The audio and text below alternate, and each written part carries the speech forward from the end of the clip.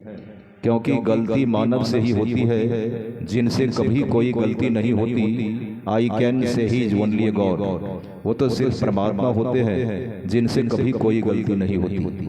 इसलिए मैं पहले ही अपनी गलतियों के लिए माफ़ी मांग चुका हूँ। माफ़ी मांगना भी चाहिए, क्योंकि स्वामी विवेकानंद जी महाराज की वाणी है, he that is down needs fear no fall. वह आदमी जो अपने आप को नीचे मानता है, कभी गिरने का भय नहीं रहता। सज्जनों, अभी हम लोग पाठ में जो श्रवण कर रहे थे, सत्संग महत्ता विषय बना।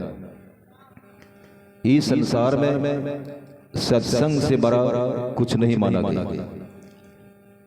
भोला बाबा से गिरजा मैया पूछी कि प्रभु, आप तीन लोक के मालिक हैं, त्रिलोकी नाथ कहलाते हैं। मैं जानना चाहती हूँ कि संसार के समस्त लोग लाभ के लिए अनेकों तरह का कार्य करते हैं। कृपया आप ये बताएं कि सबसे ऐसा कौन सा महान कार्य है जिसको कर लेने से संसार के समस्त लाभ प्राप्त हो जाए।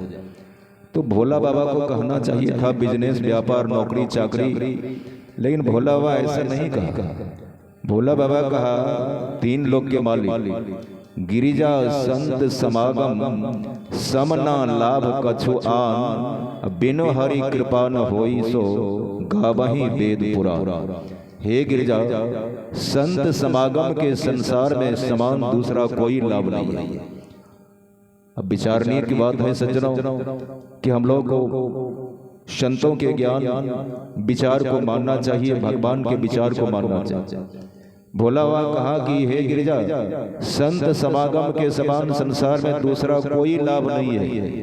अर्थात जो आदमी सत्संग से जुड़ जाते हैं सज्जनों, उन्हें संसार के सभी लाभ प्राप्त हो जाते हैं, समस्त लाभ उनको प्राप्त होता है सज्जनों। इसलिए सत्संग सबसे महान माना गया।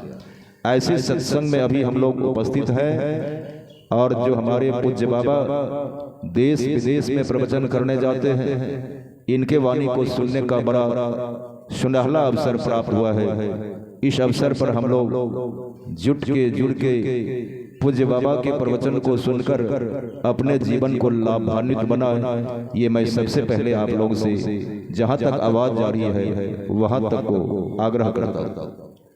सज्जनों, माताओं, महानुभावों, संतमत सत्संग के माध्यम से ज्ञान योग युक्त ईश्वर भक्ति का प्रचार प्रसार किया जाता है। संतमत सत्संग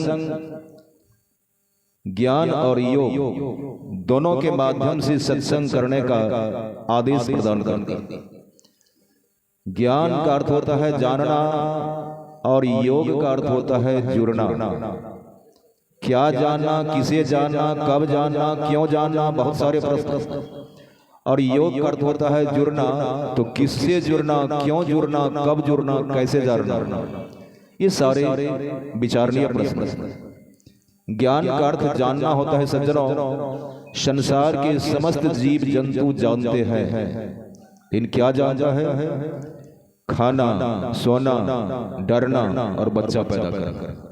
ये चार क्रिया संसार के समस्त जीव जानते हैं। हम मानव भी जानते हैं, जिसके बारे में भगवान श्री कृष्ण गीता में कहा, आहार निद्रा भय मैथुनं च सामान्यम एतत् पशुभिर नराणाम ज्ञानम नराणाम अधिकं विशेषो ज्ञानेन हीनाः पशुभिः समानः। आहार अर्थात भोजन लेना, निद्रा सोना, भय डरना, और मैथुनी प्रति से बच्चा पैदा करना, ये संसार के समस्त जीव जंतु जानते हैं। कीड़ा मकोड़ा, पशु पक्षी, जितने जीव हैं सब इन चार क्रिया को जानते हैं, और हम मानव भी इन चार क्रियाओं को जानते हैं।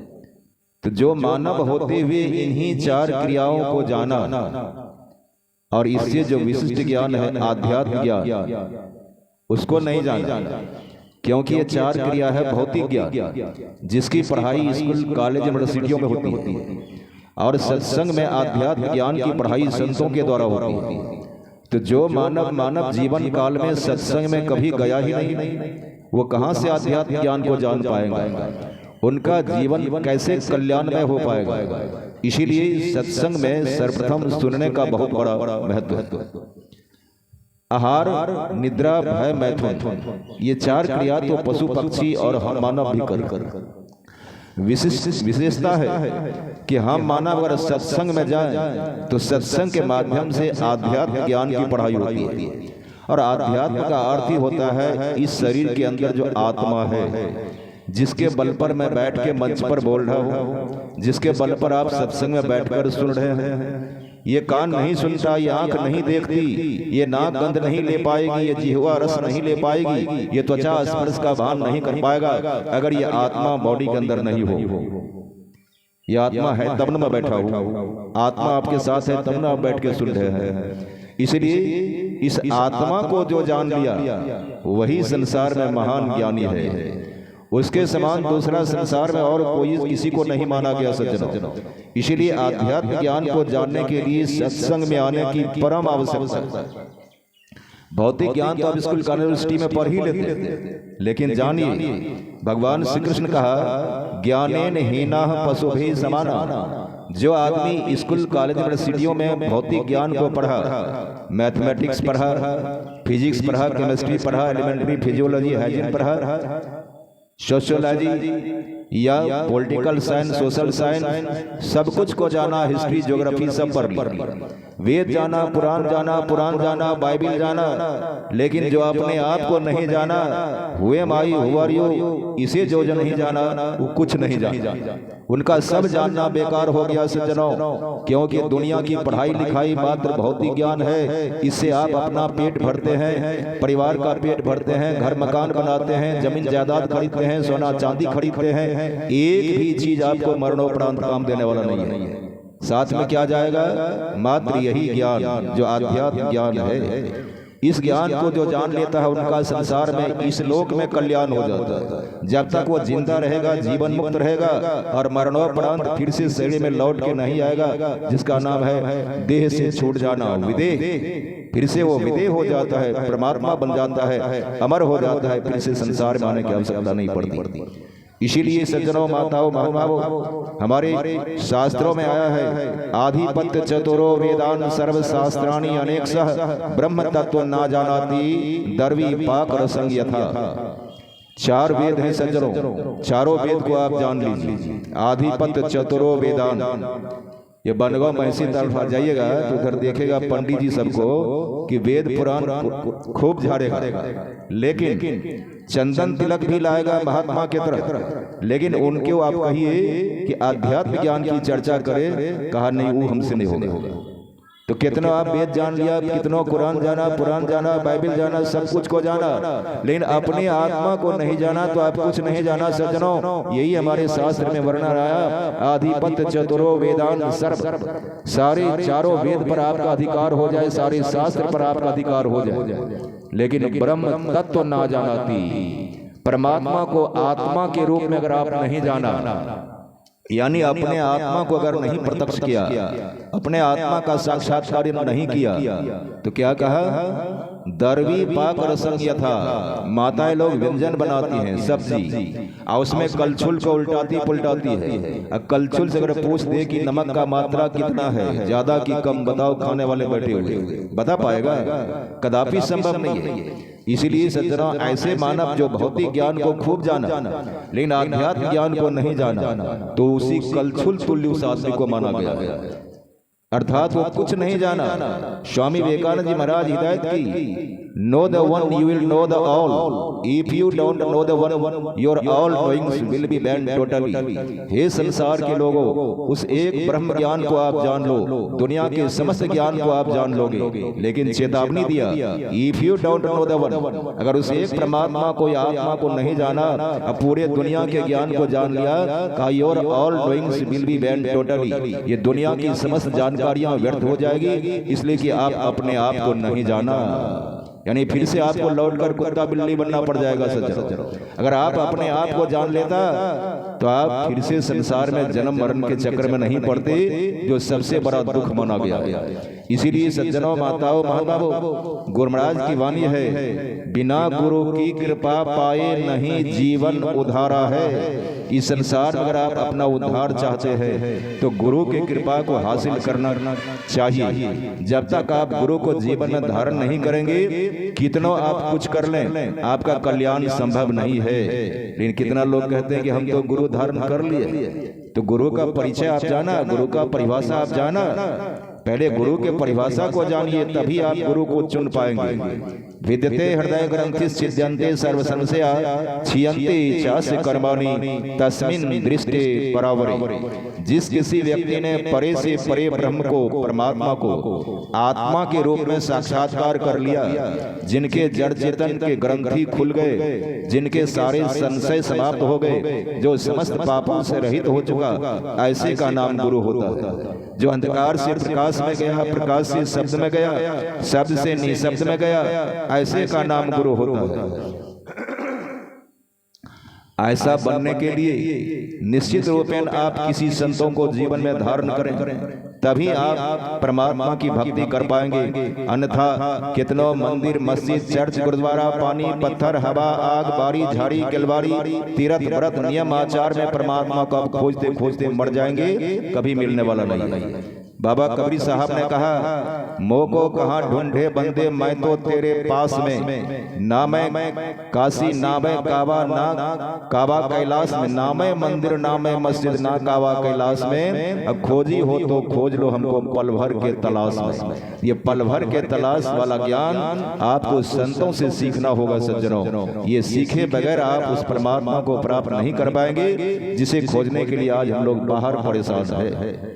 इसलिए आवश्यक है कि ऐसे संत स्वरूप को जीवन में धारण करें, जिनके पास ये ज्ञान है, जो अपने आप को अंधकार से प्रकाश में ले गया, प्रकाश से शब्द में ले गया, शब्द से निशब्द में ले गया, तभी आपका कल्याण होगा, अन्यथा कल्याण संभव नहीं है। जिस परमात्मा की भक्ति हम करना चाहते हैं सज्जनों, उस परमात्मा का परिचय आप प्राप्त नहीं किया, उस परमात्मा को आप जाना नहीं, तो आप परमात्मा को कैसे प्राप्त करेंगे? वेद हमारा साक्ष्य है, वेद में प्रमाण आया है, क्योंकि वेद से पुराना धर्म साहित्य प्राचीन काल कोई नहीं माना गया। ऐसे भारतीय वेद हम संसार को सचेत किया है। ओम संयोजत ओरो गायस्य ज्योतिंग वृथा कडंतं मिमतेन गावः पर्णसंकृणते तेम श्रृंगो दिवाहरदृशे नक्तमृजरः। हे संसार के लोगों, जो कोई व्यक्ति आंख, कान, नाक, जिह्वा, त्वचा, हाथ, पांव, मुंह, गुदा, लिंग, मन, बुद्धि, चित्त और अहंकार, ये 14 इंद्रियां हर एक आदमी के पास है सज्जनों। कहा जो इन 14 इंद्रियों के माध्यम से परमात्मा को प्राप्त करने का चेष्टा करता है, बच्चों के जैसा वो झुटका खेल करता है। झुटका खेल हम लोग कब करते थे? बच्चा में बालवे का भात, बालवे का दाल, सब्जी, सब कुछ बालवे का, घी, पापड़, अचार, दही, चीनी, सब बालवे का, गुड़िया गुड़िया बालवे का, सिंदूर बालवे का। शादी उदी कर लेते थे, बालू वाला भोज दाढ़ी में सटा के खा लेते थे। घर जाते थे, माँ भूख लगी, माँ कहती थी, अरे तुम लोग सब मिलकर के तुरंते भोज भात खाया है, तुरंते भूख लगी। हाँ माँ, वो जो झूठों का भोज था। वही झुटका खेल हम लोग करते हैं, जो परमात्मा को आप इंद्रियों के दायरे में रहकर पहचानना चाहते हैं। क्योंकि ये आंख परमात्मा को देखने के लिए सक्षम नहीं है सज्जनों, ये कान परमात्मा की आवाज को सुनने के लिए सक्षम नहीं है, ये नाक परमात्मा के गंध को नहीं ले सकती, ये जिह्वा परमात्मा के रस को नहीं जान पाएगी, इसीलिए त्वचा के द्वारा परमात्मा का स्पर्श आप नहीं कर पाएगी। इसीलिए चाहिए कि हम लोग, वो कौन सा ज्ञान है जिस ज्ञान को जानकर हम परमात्मा को प्राप्त कर लें? इस ज्ञान को प्राप्त करने के लिए गुरु आवश्यक है। बिना गुरु की कृपा पाए नहीं जीवन उधारा है। गुरु महाराज कहा, भोला बाबा कहा, बिनु गुरु भवन भी तरे न कोई, ज्यों विरंची शंकर सम होई। और हमारे भगवान श्री राम कहते हैं, प्रथम भगति संतन कर संगा, दूसरे रतिमम कथा प्रसंगा। लक्ष्मी नाथ गोसाई जो बनगांव में कुटी है, उनका ब्राह्मण थे जात के, उन्होंने कहा, बिनु गुरु जब तप दान व्यर्थ व्रत तीर्थ फल नहीं दाता, लक्ष्मीपति नहीं सिद्ध गुरु बिनु वृथा जीव जग जाता। वो आदमी का जीवन बर्बाद हो रहा है जो सिद्ध गुरु को जीवन में धारण करके परमात्मा की भक्ति नहीं करते हैं। कैसे इंद्रियों से हम लोग छूटकर परमात्मा की भक्ति करेंगे सज्जनों? क्योंकि इंद्रियों को मात्र विषय का ज्ञान है, और ये 5 विषय में ही हम संसार के लोग दिन रात लपटाए रह जाते हैं, जो हमारे जीवन का अंत कर देता है, फिर से जन्म मरण के चक्र में डाल देता है। इसीलिए इंद्रियों के दायरे से बाहर होकर भक्ति करने वाला ज्ञान ये संतों के पास है सज्जनों। इसलिए हर एक संत महात्मा भगवंतों ने भी, भगवान ने भी कहा है कि आप गुरु धारण करें। भगवान शिव, भगवान कृष्ण, भगवान राम की भक्ति घर घर में लोग करते हैं, लेकिन भोला बाबा का गुरु था अंगिरा ऋषि। आज हम लोग कहते हैं कि भोला बाबा तो गुरु खुदे है, उनको गुरु कोई है ही नहीं है। भगवान राम के 3 गुरु थे, लेकिन राम भक्त कहते हैं कि हमें गुरु धारण करने की आवश्यकता नहीं। कृष्ण भक्त कहते हैं कि गुरु धारण करने की आवश्यकता नहीं है। तो जिस भगवान की आप भक्ति करते हैं वो स्वयं गुरु धारण किया, आप निगुरा बन के भगवान की भक्ति कर लोगे। कहाँ का ये नियम है सज्जनों? एक मास्टर बनता है तो मास्टर से पढ़ता है, वकील बनता है तो वकील से पढ़ता है, डॉक्टर से पढ़ता है, चोर से सीखता है, राजनेता से सीखता है। लेकिन हम परमात्मा की भक्ति बिना परमात्मा के भक्त को प्राप्त किए जान लेंगे? ये कहाँ का नियम है? कौन सा नियम है? कौन सा शेड्यूल है? इसीलिए गुरु तो अत्यंत आवश्यक है सज्जनों, लेकिन गुरु होने चाहिए, गुरु नहीं होने चाहिए। गुरु ज्ञान से होता है सज्जनों। जिनका ज्ञान वहां तक पहुंचा, जो उन ज्ञान को जाना, वहां तक के ज्ञान को प्राप्त किए हुए व्यक्ति को आपको जीवन में गुरु रूप में धारण करना होगा। जिसके लिए हमारे स्वामी विवेकानंद जी महाराज अमेरिका के शिकागो शहर में कहा था, he is born in vain who having attend the human birth does not try to get the salvation and try to find real personality in this very life. वह जीवन बर्बाद है, वह जीवन बेकार चला गया। कौन जीवन का? Who having attend the human birth, जो जीव मनुष्य शरीर को धारण करके फाइंड रियल पर्सनैलिटी, वास्तविक मानवीय गुणों को धारण करते हुए, अर्थात सदाचार का पालन करते हुए, झूठ चोरी नशा हिंसा व्यभिचार से रहित जीवन जीना, ये सदाचार का पालन है सज्जनों। ऐसा जीते हुए does not try to get the salvation, मुक्ति प्राप्त करने का प्रयास नहीं किया, का he is born in vain. ऐसे लोगों का जीवन बर्बाद हो गया। इसलिए हम लोग अपने जीवन को बर्बाद ना करें। खूब दुनिया का बिजनेस, व्यापार, सारा कारोबार करते हुए जीवन में गुरु धारण करके उनके बताए मार्ग पर चलकर कैसे हम इंद्रियों से छूटकर भक्ति करें, ये ज्ञान सीखकर अपना कल्याण करें। इसी में हम लोग का हित है, इसी में हम लोग का कल्याण है। सज्जनों, माताओं, मान बाबू, हमारे संजीव बाबू, राजीव बाबू, इनके पिताजी आदरणीय नसीब बाबू, इनके परिवार के समस्त माताएं बहनें मिलकर जो शादी से पूर्व संतमत सत्संग का आयोजन करके पूज्य बाबा का प्रोग्राम लिए, पूज्य बाबा का जो आयोजन लेकर के आयोजन में पूज्य बाबा को बुलाए, ये बहुत बड़े परमात्मा की कृपा है। क्योंकि पूज्य बाबा का पदार्पण सब जगह नहीं होता है सज्जनों। कहीं कहीं जिनके ऊपर गुरु की कृपा होती है वहीं होती है। हमारे पूज्य बाबा जब साधना करते थे, कहाँ? वृंदावन के जंगलों में। इनके जांग पर से अजगर निकल जाता था, लेकिन इनको पता नहीं चलता था सज्जनों। ऐसी साधना में पगे हुए पूज्य बाबा हम लोग के बीच उपलब्ध हैं। इनसे हम लोग ये जो आध्यात्म ज्ञान है, इस ज्ञान को सुने, समझें, जीवन उतारें। अवश्य हम लोग का ही लोग सुख में होगा। सत्संग का मतलब ही होता है सत्य का संग, अर्थात ये जीवात्मा ही परमात्मा का अंश है, सत्य है। इसको जो जान लिया वही असली सत्संग कर लिया। ऐसे पूज्य बाबा हम लोग के बीच में विराजमान है। इनके मुखारबिन से हम लोग उस सत्य का ज्ञान, जानने का ज्ञान सुन करके अपना कल्याण करें। इन्हीं चंदवानियों के साथ विराम वाणी को देता हूँ और गुरुराज से शुभकामना करता हूँ कि हमारे आदरणीय गृहपति नसीबलाल बाबू, संजीव बाबू, राजीव बाबू, आपकी माताएं, बहनें, बहनोई, समस्त परिवार मिलकर बड़ी श्रद्धा से सत्संग का आयोजन किया। शादी से पूर्व मैं गुरुराज से शुभकामना करता हूं कि भाभी, वर और वधू दोनों को गुरुराज भौतिक आध्यात्मिक दोनों ज्ञान से परिपूर्ण करते हुए उनके जीवन को शांतमय रखते हुए कल्याणमय बनाए, यही गुरुराज से शुभकामना करता हूं। और आपका जो धन इस पवित्र कार्य में खर्च हो रहा है, गुरुराज से शुभकामना करता हूं कि जो सच्चे कार्य में धन खर्च होता है वो 1000 गुना होकर पुनः संचित होता है। The hand was made to give, always give the last beat of bread even the starving, it will come back to you multiplied 1000-fold। हम लोग के द्वारा सच्चे कार्य में खर्चा किया गया धन 1000 गुना होकर पुनः संचित होता है। हमारे संजीव बाबू पवित्र कार्य में धन का खर्चा किया है। गुरु महाराज इनके धन को 1000 गुना करके इनके खाते में पुनः संचित करें। इन्हीं शुभकामनाओं के साथ वाणी को विराम। एक बार हम लोग गुरु महाराज के नाम का जोर से उद्घोष करेंगे ताकि हम लोग का आत्म कल्याण और इस धरती का भी कल्याण, जहाँ तक आवाज है वहां तक का कल्याण। और जो लोग जोर से नहीं बोलेंगे तो अगला जन्म आपका मनुष्य वाला हो सकता है, लेकिन आवाज छिना जाएगा, बोका गुंगा बनिएगा। इसलिए जोर से बोलना है। बोलिए प्रेम से श्री सदगुरु महाराज की जय, श्री सद्गुरु महाराज की।